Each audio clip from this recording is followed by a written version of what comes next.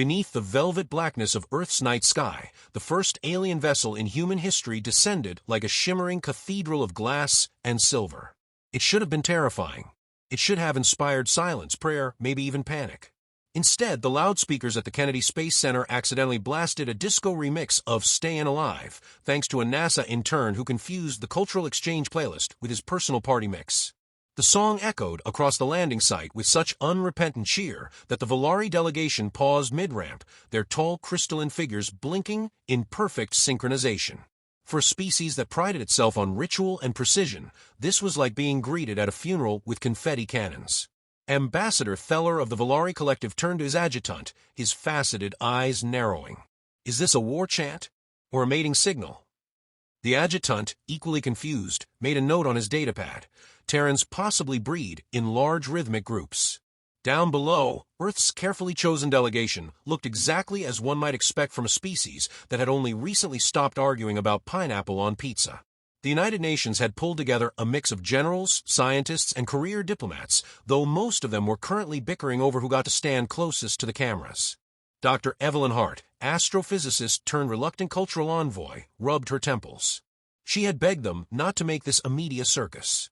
Now the first message to an interstellar species would forever be accompanied by the Bee Gees. Maybe they'll think we're fun, Evelyn muttered, though her voice carried no conviction. The Volari glided down the ramp, robes shimmering like liquid starlight. They looked serene, composed, until they reached the ground and were immediately mobbed by 3 overeager journalists shouting questions about Area 51. Security dragged the reporters back, while one of the UN diplomats stepped forward with a gift basket. On behalf of the people of Earth, the diplomat declared, we welcome you with our finest cultural treasures. He proudly revealed the contents, Twinkies, Coca-Cola, and Nintendo 64. The Volari delegation stared in absolute silence. Ambassador Theller finally raised a hand, touching the console in the basket. What is this device? A Nintendo 64, the diplomat explained. This is how we solved world conflicts in the 1990s. You'll understand once you try GoldenEye. The Volari murmured among themselves in their chiming tongue, unnerved but polite. They had expected primitive weapons, crude huts, perhaps even ritual fire dances. Instead, they found a species that worshipped small yellow cakes and handed out plastic boxes as peace offerings. The contrast was baffling, perhaps dangerous. General Marcus Keene, commander of Earth's Shadow Defense Program, watched from the back row, arms folded, expression unreadable. Unlike the diplomats, he didn't see comedy in this encounter. The Volari were ancient, meticulous, and armed with a fleet that could vaporize half the planet. They weren't here because they admired disco. They were testing humanity, evaluating whether Earth was worth assimilation, alliance, or eradication. When the ambassador finally spoke, his voice was melodic, precise. Terrans, we did not expect such eccentric customs. Yet we are intrigued. Tell us, do you seek partnership with the Volari Collective? The question hung in the air like a blade. Evelyn stepped forward, every eye on her. She had been chosen for her calm, for her ability to thread science and diplomacy. She could feel Marcus' stare drilling into her back, silently urging her not to screw this up. We seek understanding, she said, her tone steady. Our people are young compared to yours. We make mistakes. We laugh at the wrong moments. But we want to learn. We want to share. We want peace. The words rippled through the Volari with audible resonance. Their crystalline forms shifted color, a cultural sign of approval. Theller inclined his head. Then peace, Terran, is where we shall begin. Relief swept the humans like a gust of summer wind. Cameras flashed. News anchors whispered history into their microphones. Evelyn let out a breath she didn't realize she had been holding. Maybe, just maybe, humanity had stumbled into not embarrassing itself. But from his position at the edge of the stage, Marcus caught the briefest flicker in the sky above. His secure comm implant buzzed against his jaw, feeding him a line of classified data. Battleship Leviathan reports, cloaking integrity at 78%. Recommend immediate diagnostic. He clenched his teeth. Of all times for a glitch, why now? Humanity's greatest secret, its ace in the hole, was drifting unseen in orbit, an invisible warship large enough to terrify gods. If the Volari realized Earth was hiding something of that scale, peace talks would collapse before they started. The crowd cheered as the Valari extended a ceremonial crystal rod to Evelyn, signifying the first bond of interspecies trust. Flashbulbs captured her shaking hands, her nervous smile, the moment destined for history books. None of them saw Marcus shift uncomfortably, his eyes fixed skyward. The ambassador bowed slightly, his crystalline voice ringing. Perhaps your people are not the savages we feared. Perhaps you are children. Loud, untamed, but with potential. The word children scraped against Marcus' ears. He knew what it meant in Valari doctrine, a species that could be studied, patronized, possibly controlled. He shot Evelyn a look, but she was too busy smiling for the cameras. Above, unseen by all but Marcus' secure feed, the cloaked battleship trembled as power rerouted through unstable circuits. For now it held. But every second was a coin toss between secrecy and disaster. Down on the stage, Feller raised his hands to the sky, a gesture of promise. Let this be the beginning of an age of peace between our people. Evelyn nodded, hopeful. Marcus only stared upward, jaw tight, silently praying that Earth's most dangerous weapon remained hidden a little longer. Because peace had arrived, but it was a peace balanced on the edge of a knife. And knives, Marcus knew, had a way of slipping. The Valari delegation remained poised, crystalline silhouettes refracting the Florida sunlight into rainbows across the landing platform. To the journalists and diplomats, it was the image of harmony, two species shaking hands or crystalline rods, with history in the making. But to General Marcus Keene, the spectacle was a powder keg with a live flame dangling inches above. Every line of encrypted data scrolling across his ocular implants screamed danger. The Leviathan's cloak was degrading faster than projected. 80% integrity had become 67 in less than an hour. And the damn thing was too massive to be ignored if it so much as flickered. Evelyn Hart basked in cautious optimism. The alien ambassador had warmed to her, even repeating fragments of her words back, as if savoring their weight. She'd caught his eyes, the strange kaleidoscopic depths, and thought she saw genuine curiosity there. He wasn't looking at Earth as prey. He was looking at Earth as a puzzle. She could work with that. The Valari might be rigid, but puzzles could be solved. Unfortunately, not all puzzles behaved. The problem arrived in the form of Commander Sale, a Valari warlord whose armor shimmered like obsidian glass. He had been quiet during most of the ceremony, lurking behind the ambassador like a storm cloud. Now he stepped forward, his taloned hands clinking against his gauntlets. His voice carried the sharpness of broken crystal. These Terrans, Sale declared, are noisy children wrapped in chaos. Their gifts are sweets and toys. They reek of desperation. His gaze slid across Evelyn, down to the general in the back. They are not equals. They are primitives dressed in borrowed words. The Valari delegation rippled with discomfort. The ambassador's voice strained. Commander. But Sale wasn't finished. He jabbed a clawed finger skyward at the empty blue expanse. Tell me, Terrans, what are you hiding above us? I sense shadows. Marcus's heart lurched. His jaw flexed, but he said nothing. The rest of the humans turned to him instinctively, a silent question blazing in their eyes. What did he know? Evelyn felt the tension crackle across the platform, like static before a storm. She tried to defuse it, her voice carefully pitched. We hide nothing. You are seeing paranoia where there's only atmosphere. Sale tilted his crystalline head. No, I smell steel. His eyes narrowed. You speak of peace, yet your orbit stinks of engines. Then it happened. The sky shimmered. Just for a heartbeat, a massive outline rippled into existence above the planet, a titanic hull blotting out the sun, black as oil, angular and brutal. The Leviathan. The crowd gasped as if the air had been sucked from their lungs. Cameras swung upward. Journalists shrieked. Even the Valari, whose culture was built on composure, stumbled backward with shards of fear sparking through their crystalline forms. The sky itself seemed to bend beneath the battleship's vastness before, with a jarring flicker, it snapped back into invisibility. Too late. Everyone had seen. Feller, normally serene, staggered as though struck. His faceted eyes widened, reflecting raw panic. What is that?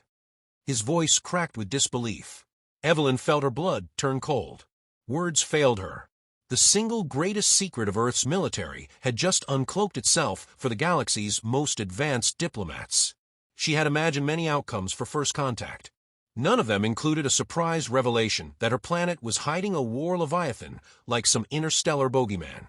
The Valari delegation dissolved into chaos. Soldiers yanked weapons from holsters, though none dared point them yet. Sale roared triumphantly, his voice echoing like a shattering cathedral bell. I knew it. The Terrans are liars. They claim innocence while lurking behind shadowed guns. Marcus moved before anyone else, striding to the front, his voice cold steel. That ship is not aimed at you. It's a precaution. Nothing more. Sale laughed bitterly, crystalline plates vibrating in menace. A precaution. That monster could burn half our fleet in a breath. He turned sharply to the ambassador. We cannot ally with vipers. We must strike first before they unsheathe their fangs. Evelyn stepped forward, desperation sharpening her tone. Listen to me. You saw a glimpse, nothing more. That ship is defensive, not offensive. We've spent centuries afraid of the dark, afraid of what might come. So we built something to keep the dark afraid of us. Feller's gaze pinned her, the colors in his crystalline form flickering between doubt and dread.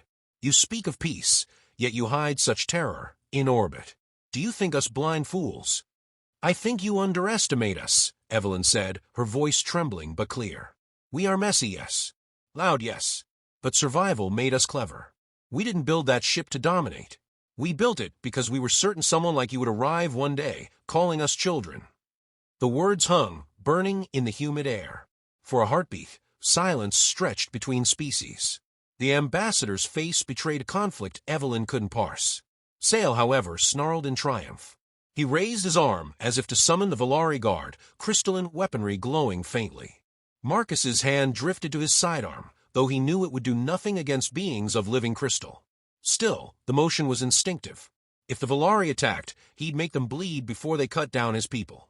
But Feller raised a hand, stopping his warlord. His voice, though trembling, carried authority. No rashness. Not yet. He turned to Evelyn, eyes narrowing. You claim this ship is not aimed at us.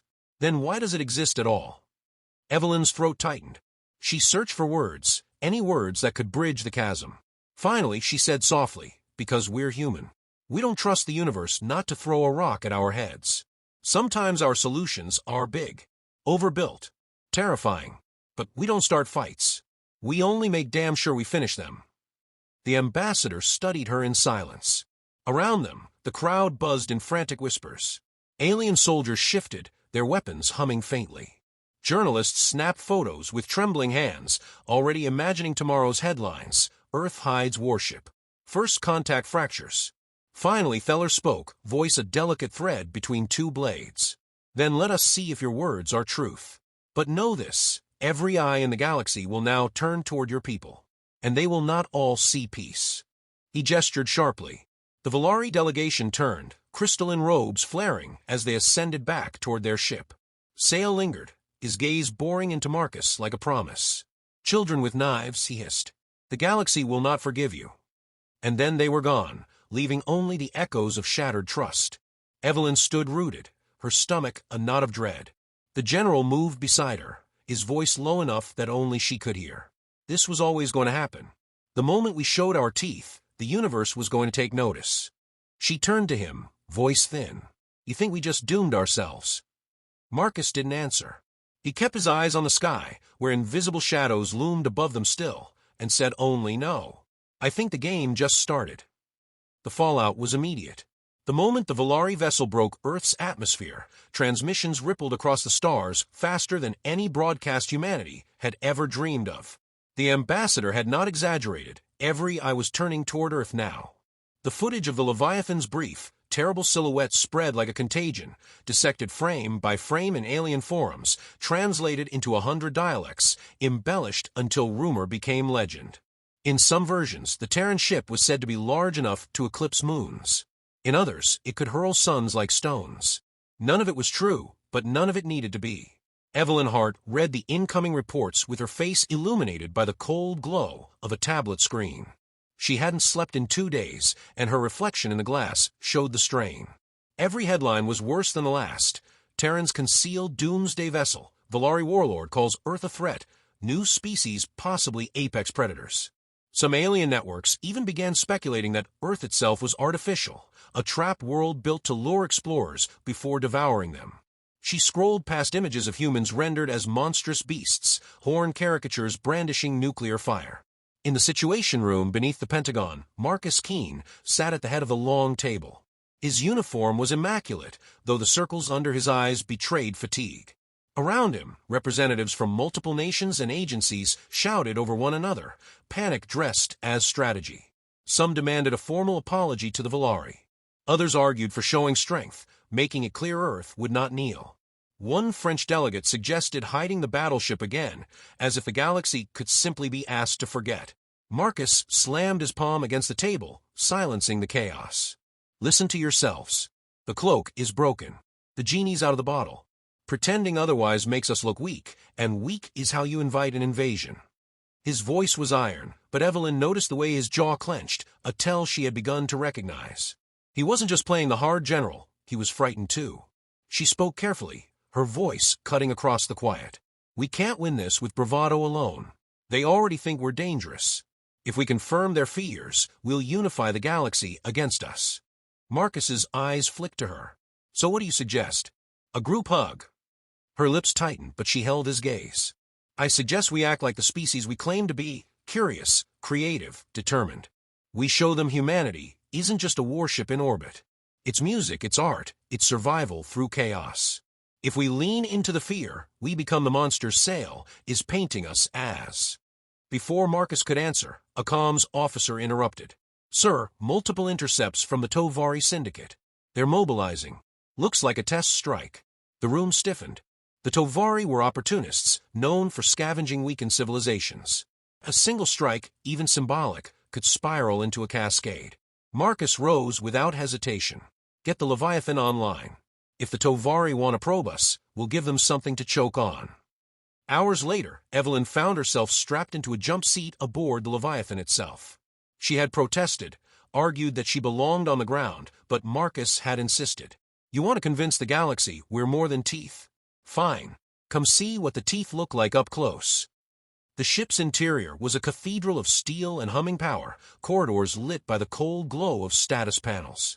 The crew moved with crisp efficiency, though nervous energy simmered beneath every order. From the command deck, Earth floated below, blue and fragile. Beyond it, pinpricks of light resolved into shapes, sleek Tovari raiders sliding out of warp, bristling with scavenged weapons. They were small compared to the Leviathan, gnats circling a predator, but Evelyn's pulse still spiked. This wasn't a simulation. This was first blood.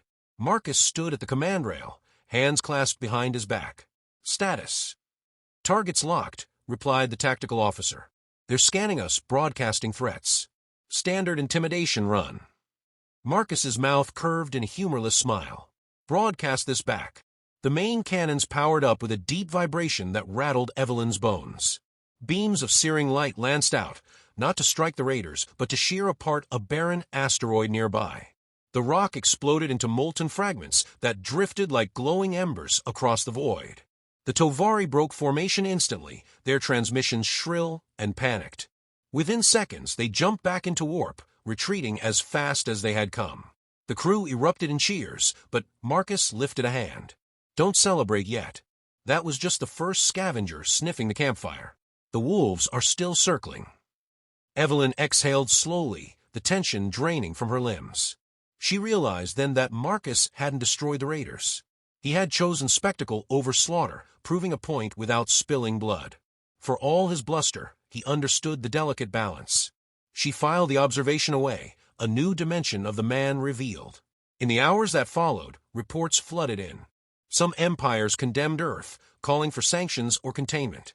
Others whispered about alliances, eager to hitch themselves to the terrifying new power. Markets trembled, borders tightened, and still the footage of the asteroid splitting spread across alien networks, now set to Terran music remixes.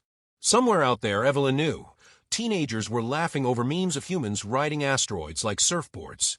Late that night, alone in her quarters aboard the battleship, Evelyn recorded a message for the ambassador.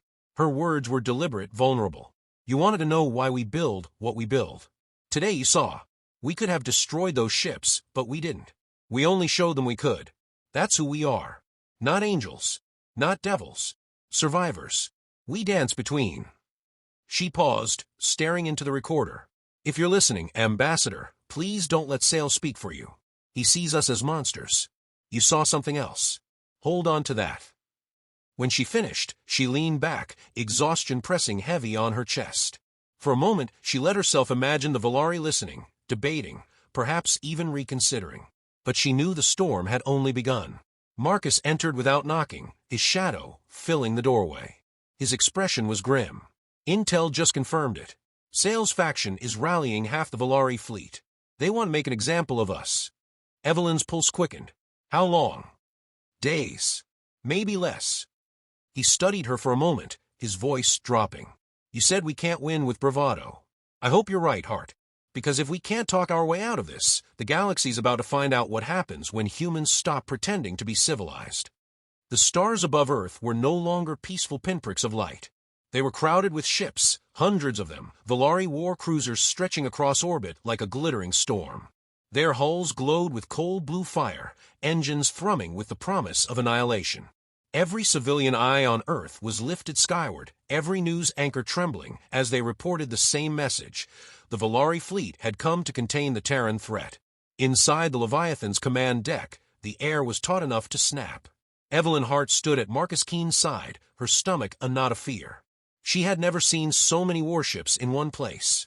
It felt like looking at the tide before it swallowed a beach. The Valari armada could crush Earth a dozen times over. Yet here she was, trapped aboard the one ship that stood between annihilation and survival. Ambassador Theller's voice cut through the comms, projected across every channel, every speaker. Terrans, you revealed your nature when your warship uncloaked. You claim peace, yet you hold a blade to the galaxy's throat. Lay down your weapons. Submit to containment. Do so and you may yet survive. The words rippled across the deck. Some crew members shifted uneasily, others muttered curses. Evelyn's chest burned. This was what Sale had wanted all along, a staged confrontation that painted humanity as the aggressor no matter what they did. She turned to Marcus, her voice sharp with urgency.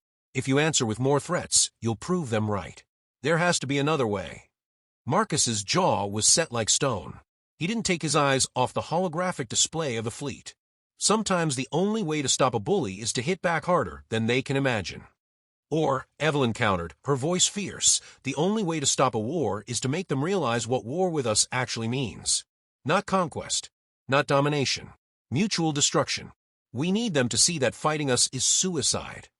For a moment, silence stretched between them, heavy and fraught. Marcus's eyes softened, the faintest crack in his iron mask. You're saying we scare them into peace. I'm saying we show them the truth, Evelyn whispered. We're not children. We're not monsters. We're something in between. And the in-between is what makes us terrifying. The comm officer looked up pale. Sir, the Valari fleet is charging weapons. Marcus inhaled slowly, then barked an order. Patch me through. His voice thundered across the void, carried on every frequency. Valari fleet, this is General Marcus Keen of Earth. You've made a mistake. You think you can cage us. You think you can strike first and survive the blow. But hear me well, if you attack, you won't be fighting a ship. You'll be fighting a species that has never once gone quietly into the dark. You'll be fighting people who turned deserts into cities, who turned scraps into rockets, who turned every mistake into a reason to fight harder. You'll be fighting humans. He paused, his voice dropping into a growl. So stop attacking. Because if you force our hand, we stop pretending to be civilized. The words reverberated across the deck, and Evelyn saw the way the crew straightened, pride rising like a tide. Out among the Valari, silence stretched. Even the armada seemed to hesitate. Sale's voice broke the stillness, dripping with venom. Empty posturing. They are one ship against hundreds. Fire and be done with this charade. Marcus gave a small nod to his tactical officer. The Leviathan's guns roared to life, beams slicing through the dark. But instead of targeting the Valari ships, the fire struck a nearby moon. In seconds, its crust cracked like glass, fissures glowing as molten rivers spilled into space. The moon split apart, fragments tumbling away, glowing like coals. The display was not an attack. It was a demonstration. Gasps rippled through the command deck, through the alien fleet, through every watching world. The message was undeniable.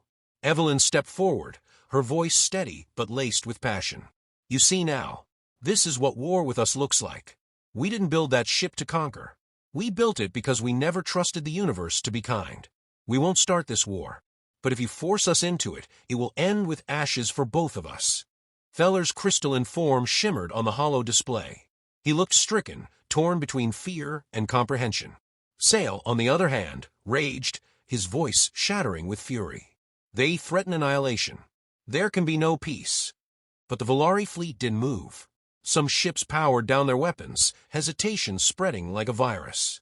The crew of the Leviathan held their breath. Marcus's hand hovered over the command rail, ready to give the order, if the Valari made a single hostile move. Then Feller raised his hand, silencing Sale. His voice, strained but resolute, filled the channel. Perhaps the Terrans are not children after all. Perhaps they are what they claim, survivors. To fight them is to risk not only our own end, but the end of all. He turned his crystalline gaze toward Evelyn, his tone heavy. You asked for peace. For now, you have it. But know this, Terrans, you have frightened the galaxy. And frightened things are unpredictable. The transmission ended. One by one, the Valari ships turned, engines flaring as they withdrew into the dark. Sale's flagship lingered a moment longer, his glare like a dagger pressed against glass, before vanishing with the rest. Relief washed across the deck, cheers erupting, shoulders slumping. Yet Evelyn felt no victory, only exhaustion. They had survived, but at a price.